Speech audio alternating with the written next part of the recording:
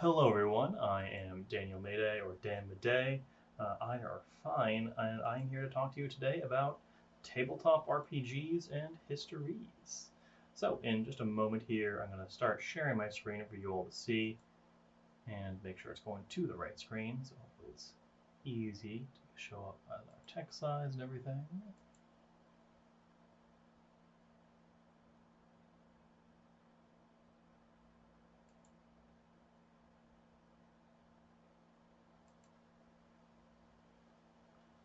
So we are running straight from our other presentation, so actually I'm going to skip past this opportunity for you to create characters in a little custom designer we have. But don't worry, you'll have an opportunity to do so later on. This link and form will be up throughout, so don't worry about that. But I want to give a formal welcome to all the playboys, playgirls, playfellows, playful people, playgoers, playwrights, playmakers, and playmates. And while that might seem a bit fun, I am doing this not just for fun, but to quote Brian Sutton Smith on the nature of play. It's actually a direct quote, all of those names, because there's all many different types of play. As much as we may think of play as for children and younger folks, it truly is for everyone.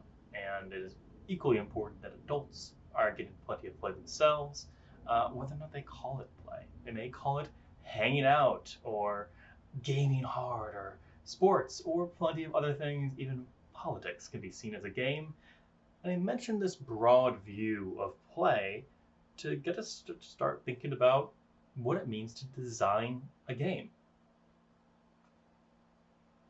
Now, there have been some recent news about Rooster Teeth shutting down. This might be a dated reference for some folks, but I'd like to bring it up because it is important for us to ask, why are we here? How do we take something that is meant to be a very directed game about fighting aliens and saving the universe to a small comedy run web series that ends up going on for years and decades eventually? Well, I like to think that we are all here by first asking you a few questions and turning it a little bit around on you. So to get us started, I wanted a show of hands. I'm going to change my view here so we can see everyone in the room. Feel free to dance or put them in the chat. But how many of you have explained a game to friends, family, coworkers? Made a game out of a chore, seeing some hands go up. Doodled in the margins of your notes. Thrown a ball of paper into a bin. So yeah, we're getting some good responses here. Thank you. Done all of these. Well, I have news for you. If you answered yes to any of those questions, congrats! You've already done gamification! And with that, we can see we've already made some excellent progress on our quest through our workshop here today. That tech flex, I want to make a mention of that because I always recommend that whenever you are running a game or presenting. Tech happens, things go wrong, and it's also good to have a flipped classroom design, if you're familiar with that, to have some other work for people to do to balance things out. Working with diverse learners is not just a nice to have, it's a reality you should all be prepared for when you're doing teaching of any kind. Whether that diversity is people from different cultures and backgrounds and heritages coming into your physical classroom, or perhaps that diversity may show up as your mother wants to play a game with you and she doesn't know the difference between Ganon and Ganondorf and Gandalf. Real examples that have come up in our discussions. If you're watching, Mom, I love you. You're learning all in due time. But in just a few minutes here, I'm going to give you a little bit more of a walkthrough for what we actually want to cover through this workshop. And just to kind of set the tone here a little bit more, I want to try and make this as interactive as we can. And I know that can be a little bit limited as you are all literally in an audience, but I encourage you, I'm going to be looking at the chat as we go. Please let me know your reactions to things. You already did a great job of raising your hands before me even telling you this is meant to be a super interactive workshop. And that is going to bleed into how we approach our game design and game facilitation. we want to make it participative. We want to make it organic and natural. And usually the best way to do that is by leading through example. And a bit later on, we will talk about character creation, writing the game actually, and then kind of tying it all together at the end. I also want to make one other quick note here on our agenda, and that is a little thing called parking lot. Now, I am a hardcore transit enthusiast. I love my trains, I love my bikes, but the parking lot is an excellent feature in meetings to take any ideas or things that come up. We will have a formal Q&A session, but I want to put that intention out here now, so at least we can start to think, all right, there is a place for this, and it doesn't have to be a formal Q&A. It can just be, here's a topic I want us to talk about. Here's maybe something that somebody mentioned that I think, I want to expand upon that, but it's not quite fitting into the section of the slide I'm in right now. So I'm using that terminology to give you an invitation to use it yourself. I'm also giving you a warning that I might pluck things out of the chat that I find very interesting and want to expand upon, but again, may not fit into the sequence. So again, a few questions I want to ask you all. Why are we here? Specifically, you. Do we want to incorporate history into tabletop games? Is it more that we're just trying to get games into our classroom? Are we genuinely curious about the topic? Or when you heard One Shot, you thought we might be telling you a bit about espresso making. Now, I can talk about that in a separate presentation, but what I want you to really do to help me out and help your fellow participants out here is tell me what questions are on your mind now. And to actually help facilitate this, I have a few questions to get us started, but please share them in the chat and I can add them for us all to keep considering as we go through the remainder of this presentation. So just a few to get us started. How expensive will this be? A common question, as our previous presenter Betty talked about the money people on repeat. They are influential, whether we want them to be or not. But I also can tell you, particularly in the tabletop space, things can be very affordable. In fact, another speaker yesterday talked about basically all you need is a pen and paper and time. But there's plenty of other things you can do to sweeten the pot. Now, this last question here is an example of something that would be in the parking lot. How can I teach my students the airspeed velocity differences between laden and unladen swallows by their region of origin? I might have to bring in an expert, a Monty Python, if you will, to answer that question. But let's take a moment to pause here. What questions do you have in your mind on this topic, on this presentation, anything that might be related to it?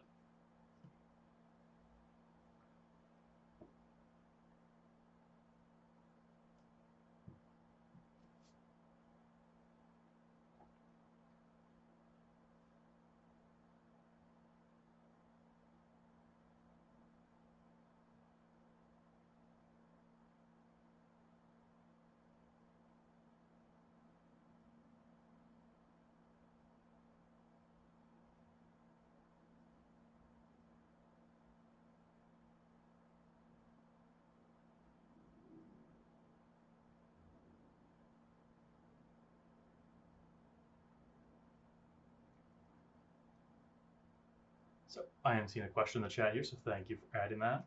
And that is, how do we structure a history-based tabletop game that can be more than a one-shot, years perhaps? And I'll actually say, while we're focusing on one-shots as the starting point here, sometimes making the longer form games is actually easier. Let's put that excellent question in our list here, which we can return back to.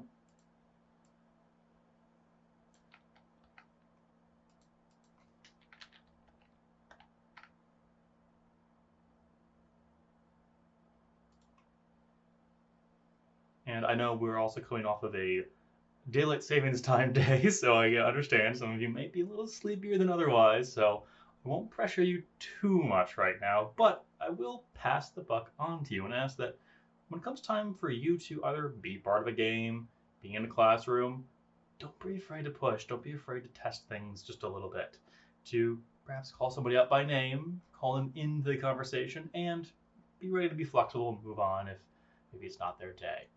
But for now, we will go ahead and return back to my slides just to kind of show you a little bit more of some of the kind of guidelines I want to walk through you here. But again, as we continue on, please feel free to speak up on the mic through using the microphone at the upper right or on the chat. I really want your participation here. This is what really makes it a workshop instead of a lecture and me just talking at you. So as we go, a few general guidelines to keep in mind are that we are going to be repeating ourselves. We are here to practice and get better. That is both for your learners, your participants, your players, whatever they might identify as, and they may identify as multiple things. We don't want to try and have a perfect game module, especially in the field of one-shots. A perfect one-shot, well, it only happens once. And realistically, we want to have a lot more games and broader ideas. In fact, we had somebody in this chat mention that. And I'm going to add that other question I just saw here from Hadley: how to create an adventure and keep people engaged? And we'll get to some of how to do that as we go. One other thing, as much as I am asking you to participate with me, please, on the Gather Town space, use the inbox, use the nearby chat features, and talk with other people. As much as I would like to hear from you, really what is the most important thing for me is that you're talking with others, you're connecting, you're using this time to do things that you couldn't otherwise. And I would say to that last question, does a perfect one-shot even exist? Depends on how you define it. But I would describe it almost like the perfect cookie. If I am somehow able to make the perfect cookie, it may easily be the best tasting, somehow the most nutritious, most aesthetically appealing. But I will consume it. I will eat it. And I will want another. So it is less about having a perfect one-shot, but more about having the skills to make more cookies and more recipes. And that's what we're doing with this workshop here. And what you'll be doing through your actual games is practicing to get people closer to these innovations. Now, I do want to rewind here just a little bit to give you some background on myself and why I'm talking in front of you here. Who am I? What am I? Well, formally, my professional focus is something called industrial organizational psychology, IO. I usually shorten that to say work science. I am not organizing people's offices, and I'm not providing therapy at work. Those are different types of psychologists. Instead, I study training and gamification. So how can we put gamified elements into training? Also, how do we have training exist in games? You've no doubt had tutorials. I know you've had to have them to get into Gather Town here. You had to create a character. You had to go through some controls. You had to navigate to the space you're hearing me now. And likewise, there's a lot of reciprocal relationships here.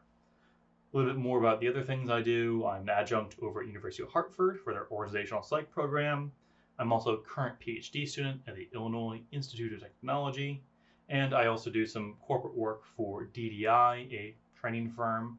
And I mentioned in a previous presentation that I'm a bit of a baby dev myself. I've been working on a romantic comedy dating sim visual novel, if you might want to term it, Autome, called The Office Type, where you date office supplies.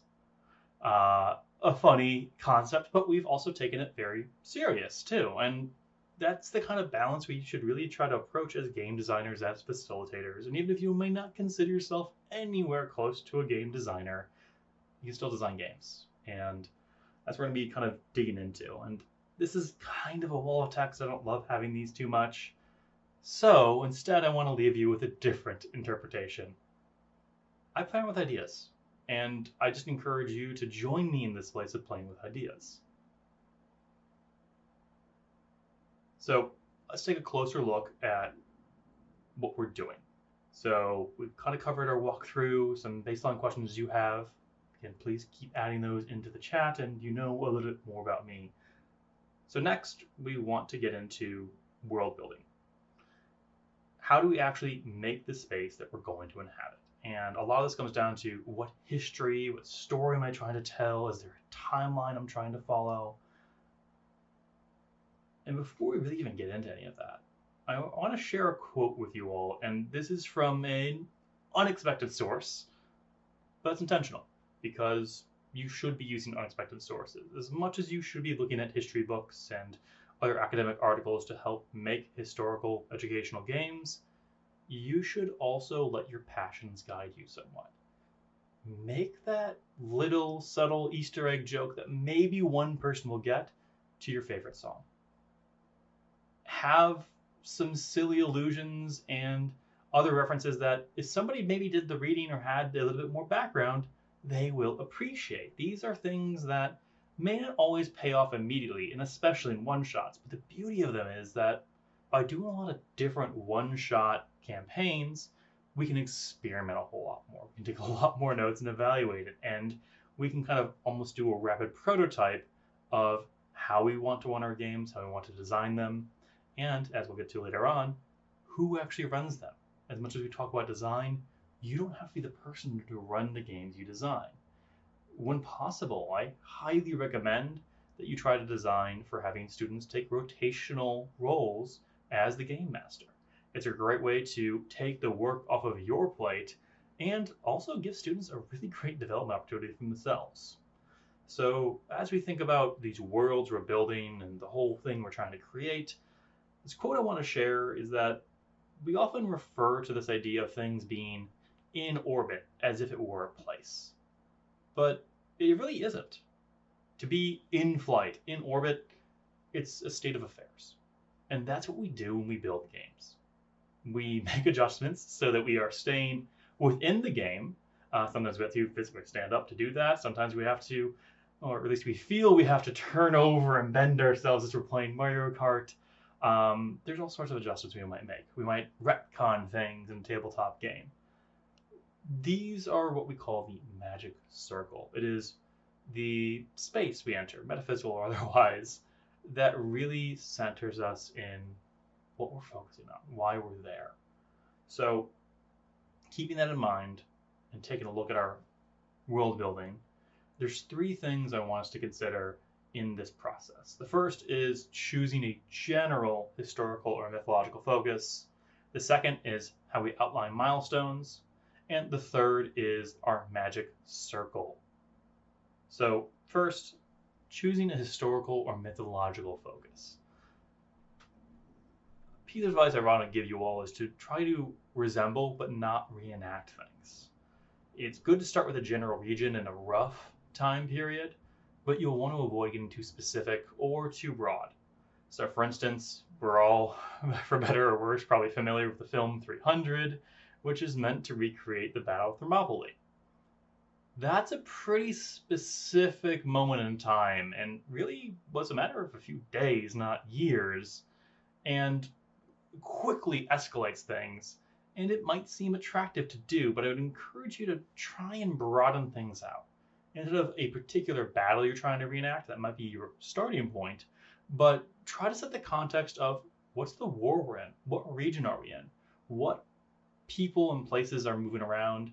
Is this a more historical setting? Do we want to encourage more magic and mysticism? And we also want to be careful that we're not being too vague. We can't just say, oh, this is during the Shang dynasty in China. A few hundred years is a pretty broad area. We want to clarify where it is. For instance, where's the capital at this time? It tends to move around. And with all this, there could be so much information we're trying to just dump on people. And if you've ever taught anything, whether it's board game rules or in front of a classroom, people are never going to fully remember what you tell them, nor should they be expected to. Instead, show them things, and this can be visual or descriptive. I can tell you all to close your mind, think about a soft, warm breeze flow through your hair as you glance over a mountainside, a creek babbling behind you, birds chirping overhead. Can you repeat those words to me? It doesn't really matter, but already you probably have an idea of a mountainside, nature, calm. You start to get some ideas and feelings that I didn't even say when I'm showing you that. Now, I can also use audio and visual cues. We'll get to that a bit later on to help really kind of sell that. But think about the pictures you're trying to create in your games more than getting all the details. What we're really trying to do here is break the mold away from the books and the lectures, and those have their place, they can be useful. But to get away from this kind of perfectionism that can kind of gravitate towards us, one exercise I want to encourage all of you to do is to describe a classic myth or time in history poorly. So some other speakers have talked about the role of serious games, business simulations. I used to work for a business simulation company for years. But instead of tell people, oh yes, I work for CapSim Management Simulations where we prepare MBA students to run R&D, operations, marketing, and the whole laundry list of things we do. Instead, I took a tack to telling people, oh hi, I'm Dan, and I help people run fake businesses. Didn't describe it in too much detail. It had a lot of immediate questions people wanted to figure out afterwards. But the secret is it got people engaged. And that's why I did it. I want to encourage you to think about this when it comes to anything that you may want to teach or get into your games. How could you prompt people to ask more questions? How can you misrepresent a little bit of what you're trying to describe?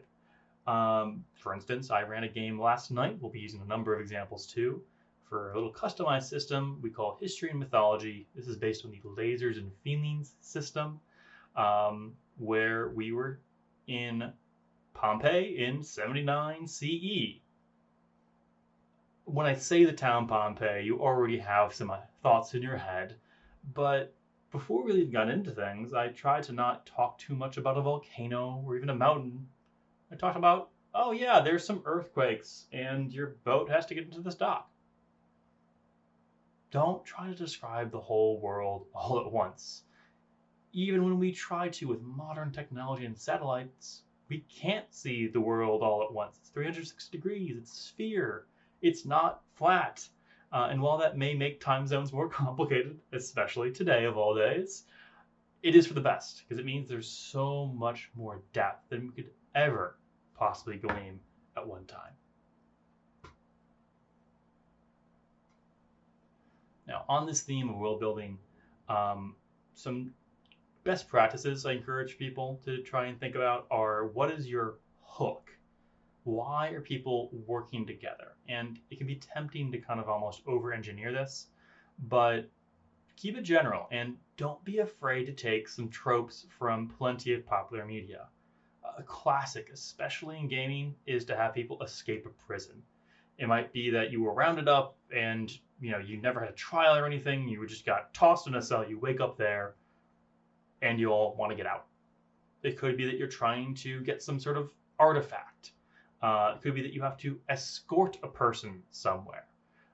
It could be surviving a shipwreck. I actually really love using transit as an excellent way to get people on a hook, because if everyone's on a boat, one person could be a sailor, a merchant, somebody could be a prisoner there, a guard, all sorts of different roles, but you're all on that ship together.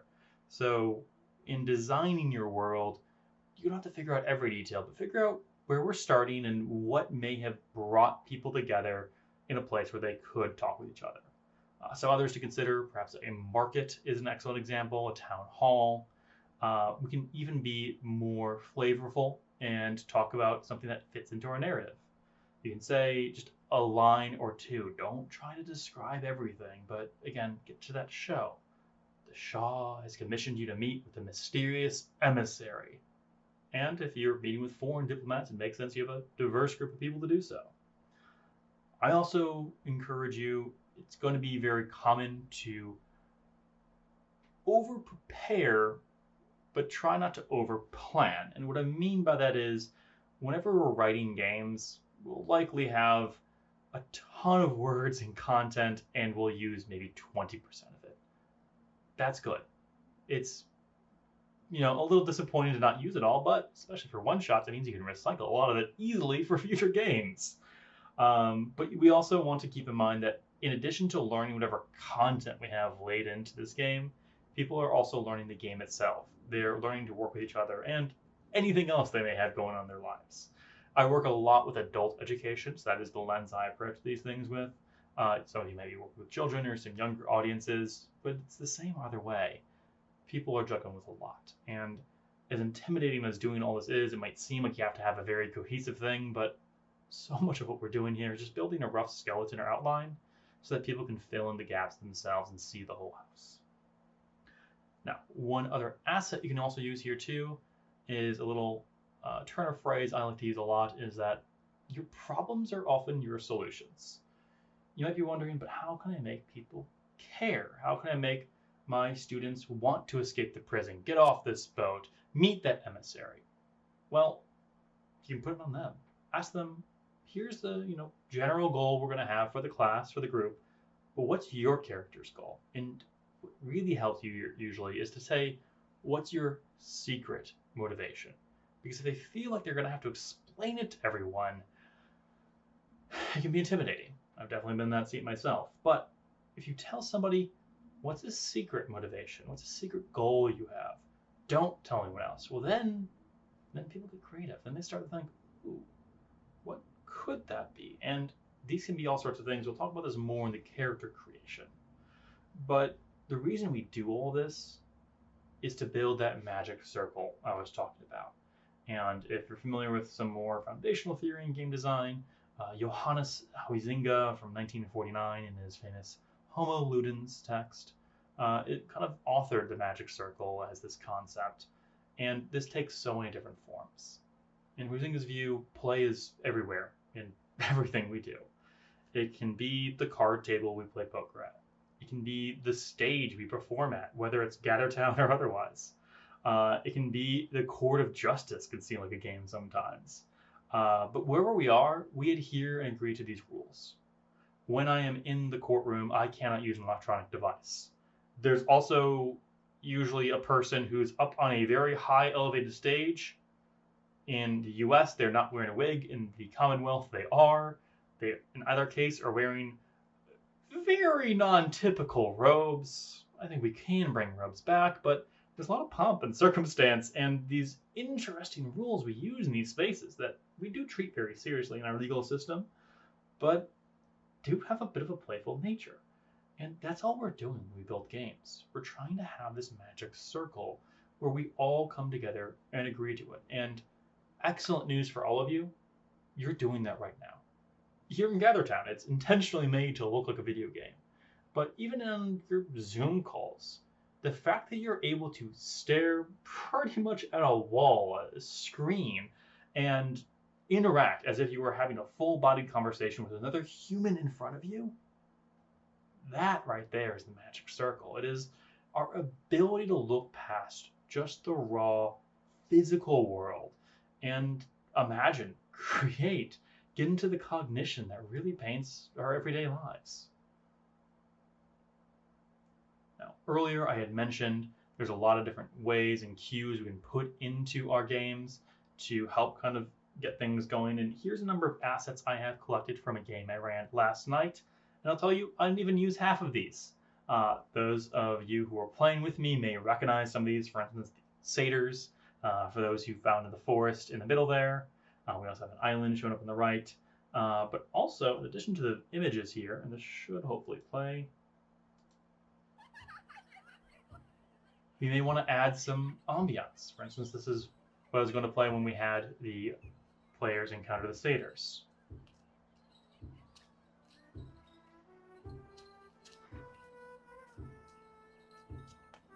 Or early on, when they first start off on the boat, I may give some ambiance, some diegetic sounds here.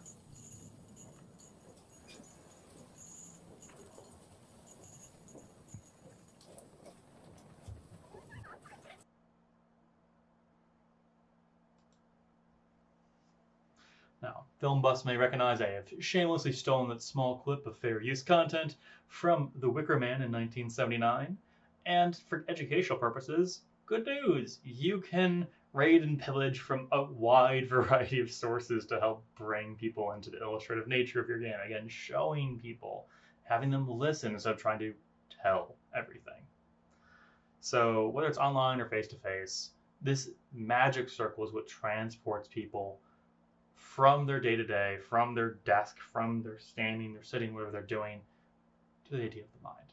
And as much as we try to get people there, they will come out of it. For instance, earlier today, my partner lovingly gave me some coffee I had asked for. I broke myself out of the circle to do so, and then I immediately was able to get back in. We're not trying to have a rigid place where people are locked into this fully immersive Tron VR, but rather we want people to feel like they want to go into that space, to continue to collaborate in that experience. That's really what the world building is trying to get towards. Trying to get to a state of mind, a state of affairs that people want to be in. And a few other things to help kind of build this out, this bleed into our next section on character creation, is we will immerse people in time. We can tell them all the things to look at and do, but the best way to do is make them care. And a great way to do that is ask them to describe their characters. Ask them to perhaps give a character voice. And I will be the first to tell you, you do not have to be good at character voices to do them. I have plenty of awful voices I do myself, and I'm still trying to build my range out, and I've done this a few times. But getting your players to have some sort of character voices or other ways of really getting in that character. Sometimes you may have them wear costumes, or even just doodle something to show a picture of what their character looks like. All these ways build ownership with the player identity, and it really helps that magic circle become more permeable. As much as you may do as an individual, the magic circle is a collaborative thing, and the more people are involved and the higher engagement they have, the easier and more rewarding it's going to be for everyone. Now, shifting over to character creation, I'll be running through this a little bit quickly, so we can be mindful of our time here. But all these slides I will make available to people after this presentation, so don't worry if I'm throwing some information out here. Again, my point is to show you a bit more than tell you.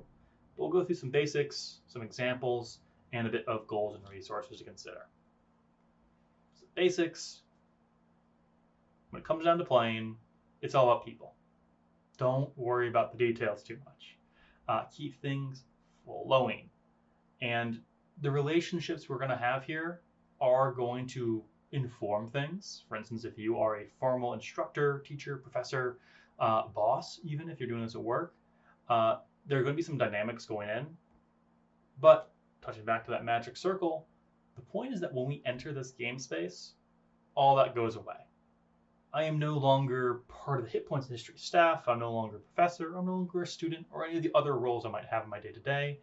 The important thing is that when we start the game and I'm the game master, I am the ship captain. I am the handler, Marcus. I am the nymphs. I am the satyr. I am whoever I need to be in that moment. And your students, you have to be open-minded here. Hopefully, you may see a different side of students you wouldn't see in their day-to-day. You may have the quiet student who feels a bit shy or awkward reading in class, who comes out of their shell a bit in a character. You might have the jokester play somebody who's a little bit more straight-laced and serious and a bit more of a gruff, roguish type. These sorts of things are excellent, and they can be hard to get started, so that's why examples and options are helpful. In the character creation sheet, which I'll share with all the slides here, I recommend a number of professions for people to have in their games. You might be a soldier or a sailor or a philosopher or a dancer.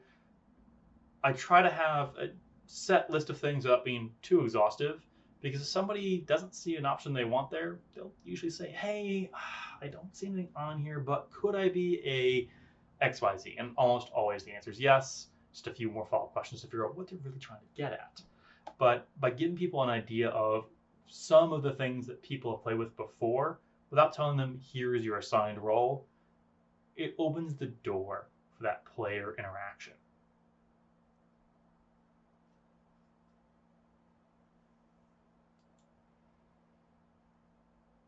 So just to show you how some things look here, here's 3 parts of a cut-up character sheet. This is actually all one page, but just to show you a bit better, I've cut into a few slides. And this is from a favorite game system of mine that's also based on the Lasers and Feelings setup, but specifically made for a Carly Rae Jepsen themed heist called Boy Problems. You'll see here in the character sheet three easy kind of big things that people are doing. Pick a name, pick a style, and really that style just comes down to the vibe your character has. In our history and mythology system, we don't even have that style. It's just name, pronouns, role. And these roles here, obviously these are a little bit more cyberpunk, a little bit less historical, but you immediately start to get some ideas of how people might be that character as soon as they know, all right, I have somebody who's the muscle, somebody who's the leader. Now, while your players will choose one of these, the fun is that some of you may double up. You may have 5 people in your game and 3 of them choose to be the leader. Remember what I said earlier. Your problems are your solutions. A lot of what you will do as a game master is moderate, but not resolve conflict. In fact, much of your job is introducing conflict for the players to solve. There's 3 leaders in your team and then 2 drivers. Okay, how does that resolve? You point out those problems and let the characters role play. Let them talk about it. Let them decide, well, I should be the leader because of X, Y, and Z, or so-and-so should be the leader because of this. And, oh, we have 2 drivers. How do we want to do this? These are problems that you may be tempted to solve, but that's the point of the game, to bring together people with conflict and for solutions. And as you'll see here, this kind of character sheet is a little bit stylistic. They don't have to be this way. This is a nice to have again, but not super focused. And I show this one though, just to get a little bit into the mechanics here. The 2 stats in this game are swords or emotions. It's a reference to some Carly Rae Jepsen things, but in our game, very similar. It's either history or mythology. And you'll notice here, there's a few different things you can do with these different skills. Players should be able to do most anything they want to. Your role as a game master is to determine how difficult it is, or to what effect is there. So if I might have a more emotions-based character, I'm better with intuition, diplomacy, seduction. This is what I usually call mythology in our game. Whereas swords is what I call history. Amazing technology, rationality. Am I trying to be calm in a very tense environment? And these numbers here connotate what somebody would have to roll on a 6-sided die, or D6. And pretty much that's all you physically need to run these games, is just a few dice. It's fine if you steal them from a game of Yahtzee or Monopoly, and even if you don't have those lying around the house, there's plenty of digital dice rollers. In fact, on the left-hand side of our conference space here in that game room, there's a dice roller called Which Dice you can use for any of your game needs. But beyond the style, beyond the math, a character sheet really is about the player's input. You can see there's a sketch here. If you have time, I always recommend for people to have some visual representation of their character, whether it's a doodle they make, a hastily taken Google image, or something else.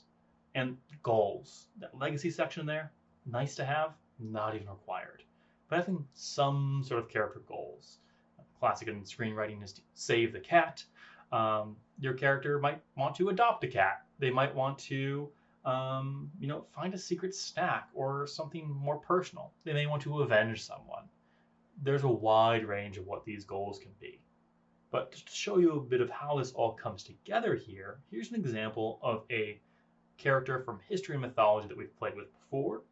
Marius Tacitus. They have a quick little bio here. They were a former soldier. They had turned into a philosopher in their later years. Appearance, nice to have, but again, not required for your plays. You can develop that in time. Strength, they're very pious. They're very mythological because of that. And they're a bit famous because they're history. Okay. But they also have some flaws. And that balance of strengths and flaws is really what's going to help not only introduce conflict, but also have them resolve it with their others.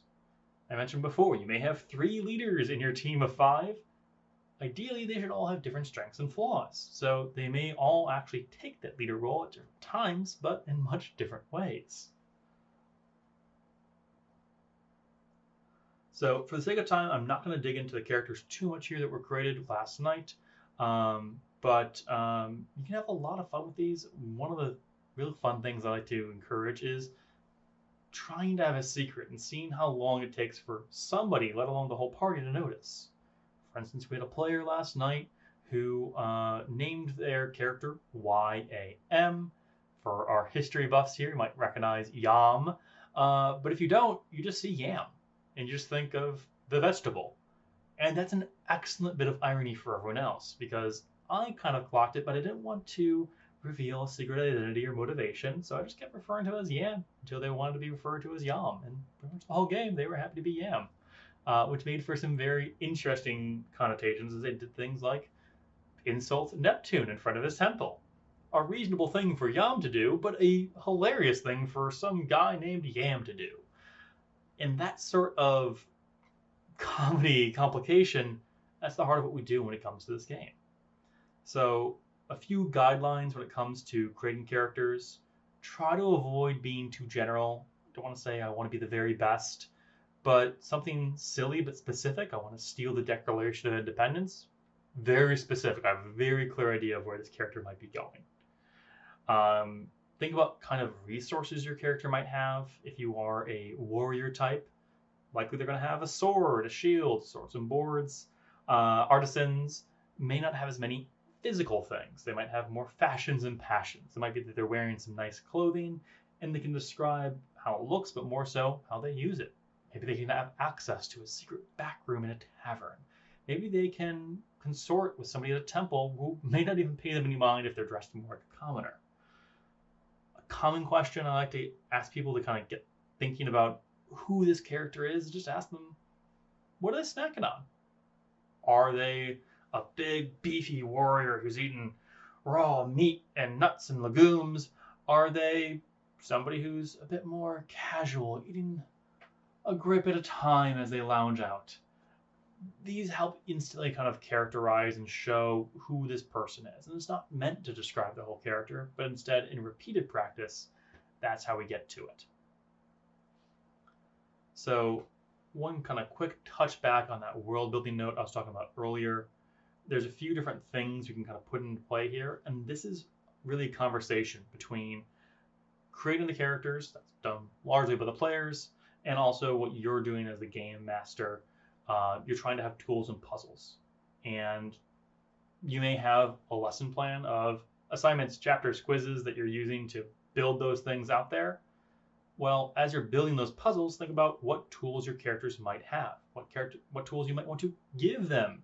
Perhaps not at the start of the game, but perhaps as you keep going. Think about coin, and depending on where you are in history, coin may not even exist. This might be earlier than numismatology. Instead, just think about general costs. Would people perhaps need to have a vehicle, a cart to move around something precious? Okay. Do they have a goat they could trade for that? Do they have grain? They maybe have to make an offer of service. Perhaps that's why they're going on the quest, so they can get this asset. Think about the costs you may want to impose upon your players, and also what resources they may be able to contribute back and forth. And as we kind of mix the world building, the character creation, what kind of interactions do we want to have? Now, the expectation when we talk about tabletop games, especially Dungeons and Dragons or any of these one-shots, is that we're sneaking around, we're fighting dragons, we're making grand speeches, and that does happen. But if you're new to running games, I'll tell you, the three big things that tend to happen in any party of gaming, whether it's children in middle school or fully fledged adults in a management training program, somebody's going to want to adopt a pet. Jokes will be happening the whole time. Games are meant to be fun and playful. And you'll probably have some property damage. And people have fun with this. That's actually kind of the joy of this simulated roleplay environment. We can destroy a whole market without having to actually pay for it by the end of the day. And showing the impact in the environment is a quick way to show not only how much agency the characters have, but also, again, showing them that world, visualizing it, instead of trying to tell them everything. You're doing a good job, you're doing a bad job. Now, checking in our map once more, we are actually already well past the halfway point. We're now going to get into actually running the game here. Again, there's a lot of different systems here. I'm mostly basing what I'm talking here off of lasers and feelings type systems. Ours is called history and mythology. But kind of two major things to think about here are mechanics and our flow of information. So we've got our world, we've got our characters. How do we actually play it though? So we have our mechanics, flow of information, and as I'm mentioning almost quickly here, time management, which will always be a bit of a challenge on either end. But for mechanics, a few things to consider here are, first off, should we use physical or digital dice? Very flatly, it doesn't matter. Physical dice are fun, but also they can be noisy. You can lose them. Don't use them if you have small children around. Digital dice are great if you want to roll a lot of things at once, but also may not have that same satisfaction. But really, that's up to you. It's really secondary. You don't have to have a set of anything. A lot of nice to have there. Now, we will have to do some math as a game master, and that is very scary for some of us, myself included. But take a deep breath, and remember, your problems are your solutions, especially in an educational environment. You don't have to do all the math yourself. You might ask somebody, all right, what did you roll? And you're going to roll again. And what do those numbers equal? It's basic math. And basic math can be very hard when you're juggling a lot of things, which is why you shouldn't be doing it all by yourself. So whenever possible, take notes, write things down, and very bluntly, you're going to mess things up. Your players will certainly mess things up. This is why those notes are very helpful. But the joy of one-shots is that we're meant to be kind of fast and loose. We want to be communicative, but we don't have to tell them every time we make a little mistake on the numbers, because they'll make a mistake in telling you the numbers. We can be fluid with this. Games are meant to be playing. And while they're made of rules, rules are broken all the time, especially in games. So with that note, I want to consider here a few different types of rules that come up a lot here.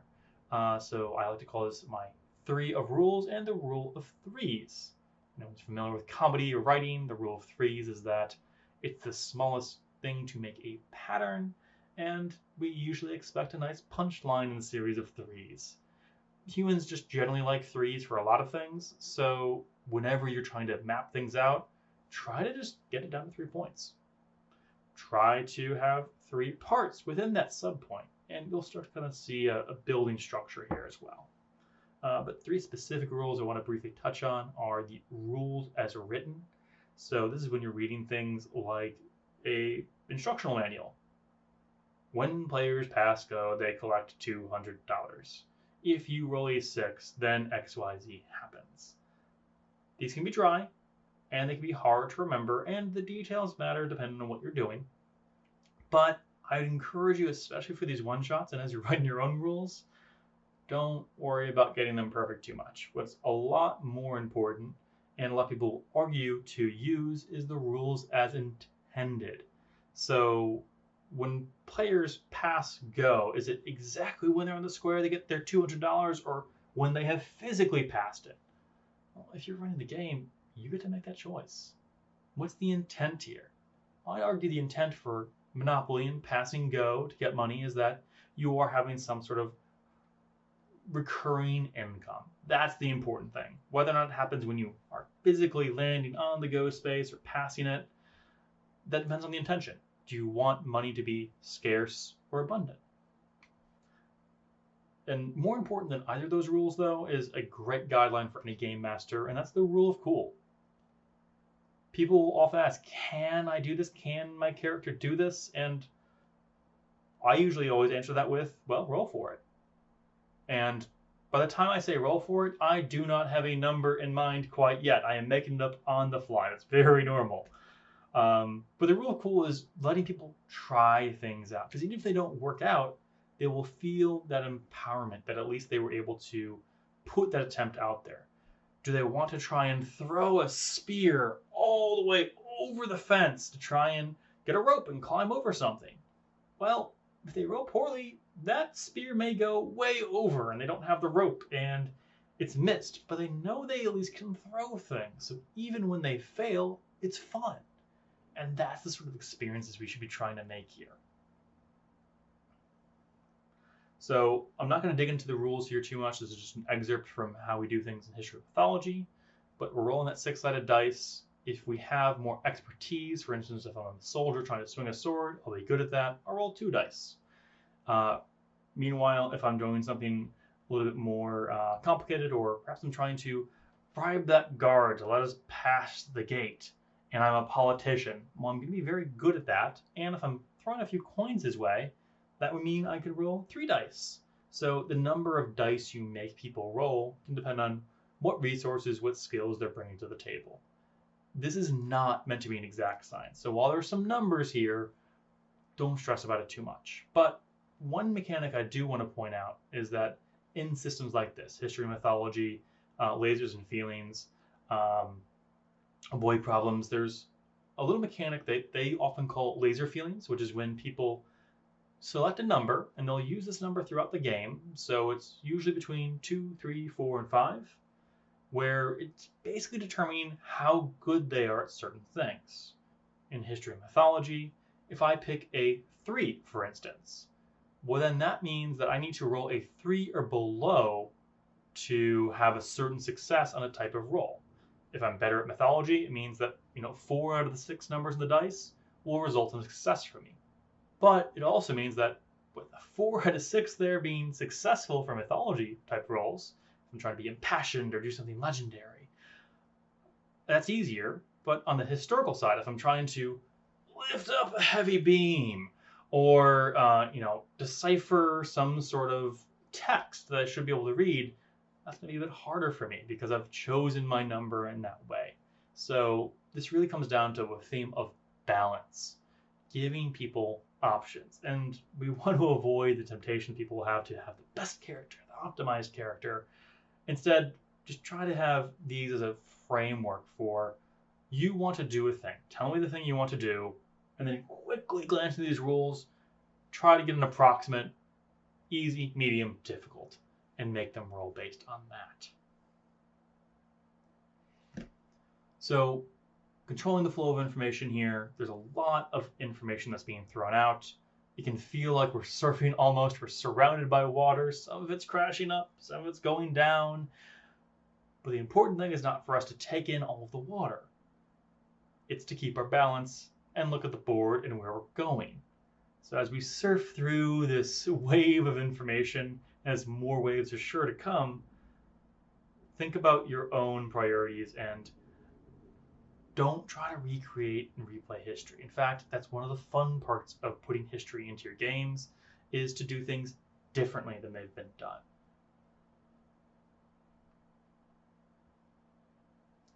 Again, we can show more than we can tell.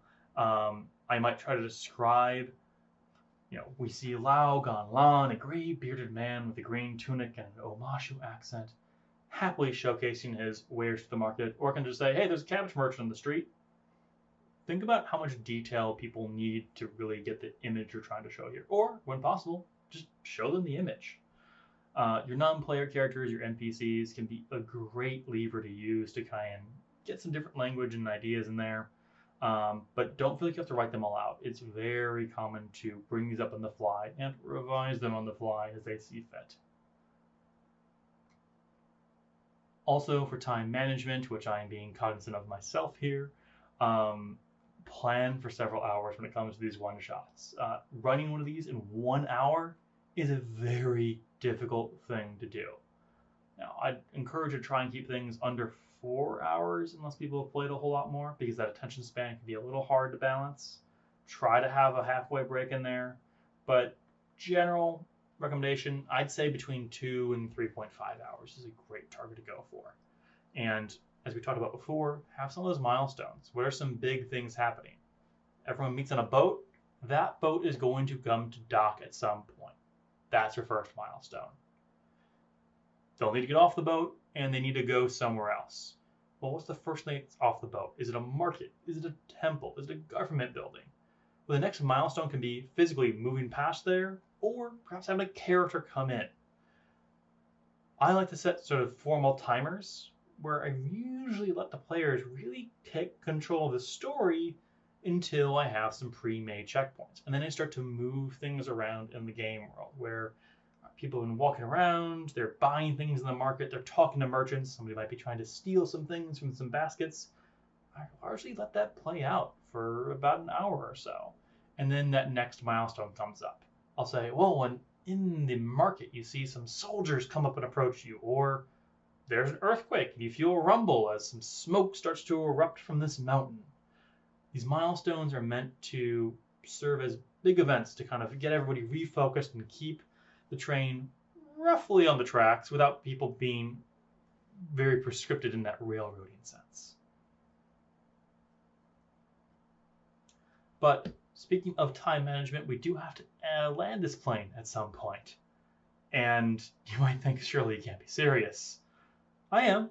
Don't call me Shirley, but a lot of what we're doing here is a matter of practice for you, for your players. And think about why we're all doing this again. History. Did people get things perfect in history? Did they ever get them right on the first try? Generally, no. Generally, there's a lot of attempts, and we don't always hear them in history. The failed attempts don't always succeed, unless they sometimes do.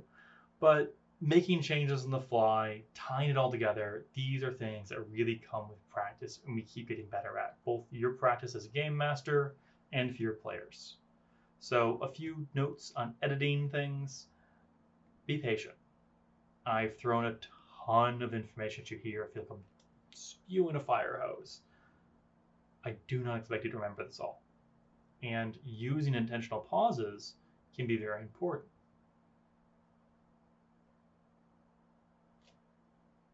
Just a few seconds I spent there, and we all probably felt that little pregnant pause I just put in. Do the same for your games. This can be when you're just saying, let me look at my notes, look at my Dungeon Master screen here.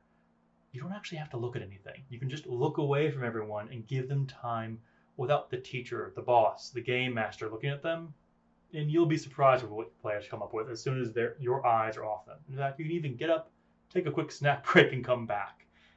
Again, you'll be surprised.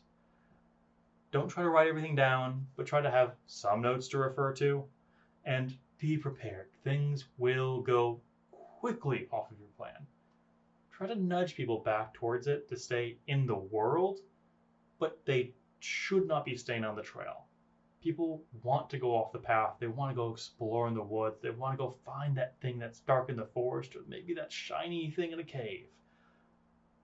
That deviation is normal, and it gets back to what we care about, which is getting people to care, getting people to be engaged.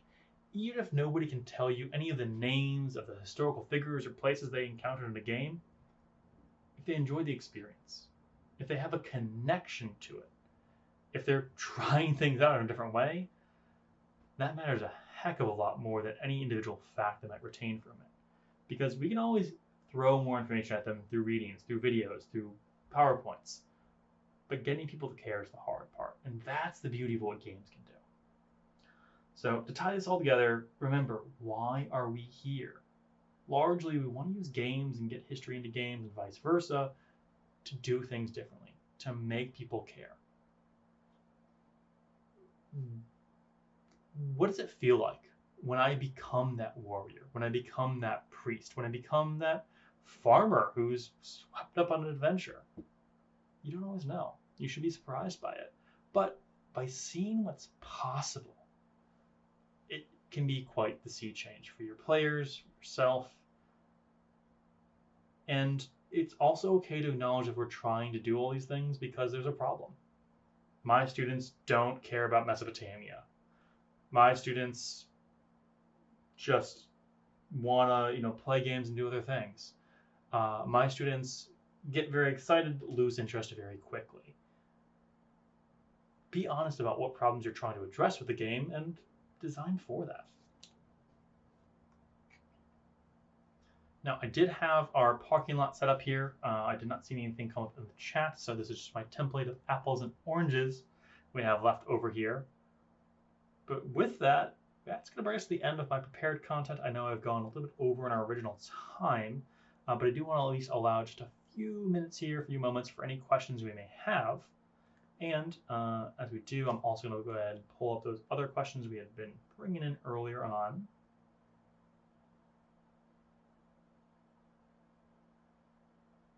People asked how expensive things might be, structuring on more than a one-shot, and teaching people about airspeed velocity. We'll ignore that last question.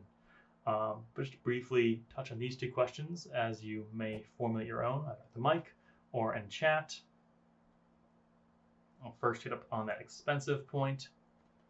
Things can be cheap here. Just using Zoom, dice, paper and pencil. Again, costumes, props, snacks, these can all enhance things, move them along, but are not necessary. As far as running things on a longer scale, I actually really love that idea of using multiple one-shots that do not have to be connected at all or can be very loosely connected. What I mean by this is if you want to do a Carmen Sandiego style time traveling adventure, that's great. Have people start off in the Shang Dynasty and then plot them into Ptolemaic Rome, or sorry, Ptolemaic Egypt. Ptolemaic Rome does not exist. And kick them around. You don't have to have a clear logical connection. Remember, problems are often your solutions. How are you wildly changing from one shot to the next? Make your players answer that. Make them start thinking.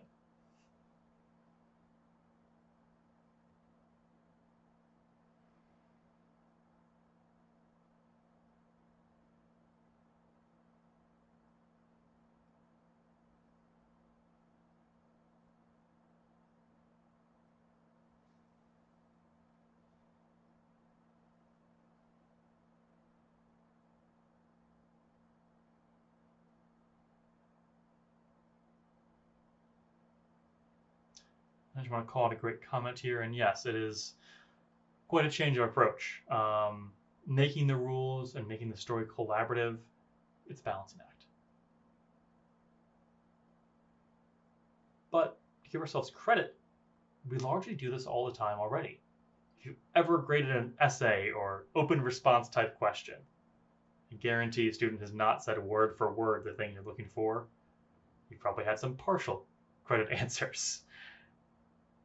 How we interpret the rules in running the game is very similar to that same process. What's their intent? What's their goals? What tools and resources are they using? Did they make a bad argument but use good resources? Did they use the correct steps but get the wrong answer? And exactly, yeah, there is no one answer.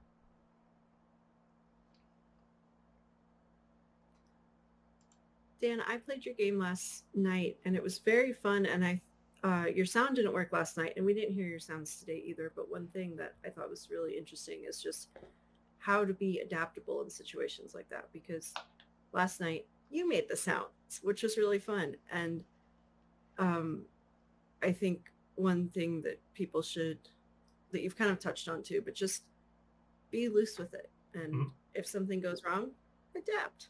We're all here for fun. You ran a great game too. It wasn't really a question, more of a comment and observation. But Well, thank you very much. And actually, to that point, I want to say, when tech doesn't work, when you may have prepared an image that's not showing up, when music isn't playing and you want it to, lean into it. You poorly making sound effects like a ship creaking, if you don't do it right, your players then laugh and have fun and are relaxed. That's a win. In fact, people will have a lot of fun with things not going to plan. Use it to your advantage.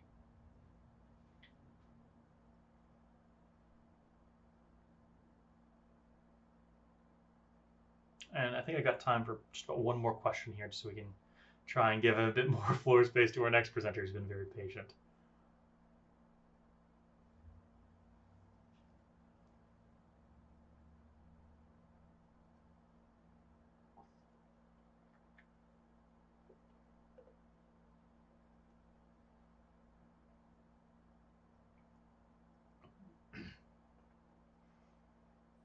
will you share links with us to find some of the templates for where to start a game? I know you talked about lasers and feelings and the Carly Rae Jepsen one. Are you able to share any of those links for people who want to get started? Yes, I will. I'll be sharing a Google Drive copy of some slides, along with some docs on how to go through rules, some guidelines, and even a form you can use to create characters. Wonderful. Thank you. With that, I will take my bow. Thank you all for your time. I look forward in the future. Please feel free to reach out to me. I'm going to put one of my emails. I have several, and I'm fine, honestly. But my usual one for academic things is maday@hartford.edu.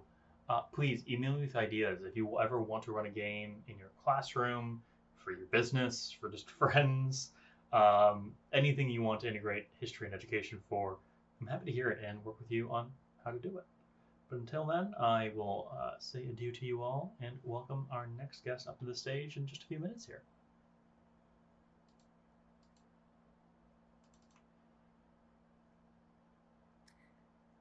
Hi, everyone. Since we ran a little over, I just want to let everyone know we are going to start the next presentation